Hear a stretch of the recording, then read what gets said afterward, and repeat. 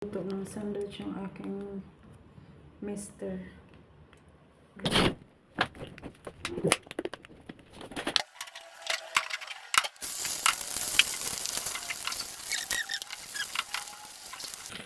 Ay, hindi ko pala. Ayaw ko na-play ko yung pabira. Yan, nagbibig kami ng ano. Pagawin ko lang siya. Gawa ko lang pong tinapay na to. Gawa ko lang siya kasi. Nagbibig. Kasi na siya ng sa likod. Medyo malambot siya. Binig ko siya. Ako lang nagbibig ng ano namin. Sliced bread. Ito siya. Mayroon pa dyan dalawa. Masyadong bright yung camera mo. Kasi parang hindi na kami bibili. So ako na lang nagbibig. Kasi kulang ng ingredient ng sandwich. Ito pa yung ito nga magawa ng ano. Magawa ko ng cookie. Cookie or mga brownies. Pero hindi pa ngayon. Papractice tayo. Baka matuto eh. Tignan mo siya kung gaano siya ka-soft.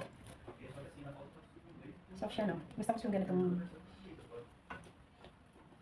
ano, texture ng ano, texture pang tawag. Kahapon ko lang siya ginawa. Kaso mabilis kami dito kumain ng tinapay. Dahil kami sa mga tinapay. Lagi kasi nahingi ng sandwich yung mister ko. Kaya kasi nagtitili lagi ng slice bread sa labas, ang mahal. Magagawa ko ng ano, mura lang ng mga arena. Opo. Hindi siya marupi, mahalo sa hindi siya pwede medyo malamig na naman siya dito. Hindi siya pwede matawag dito. Maano sa likod. Yung camera na ito. Mag-back camera. So, yeah.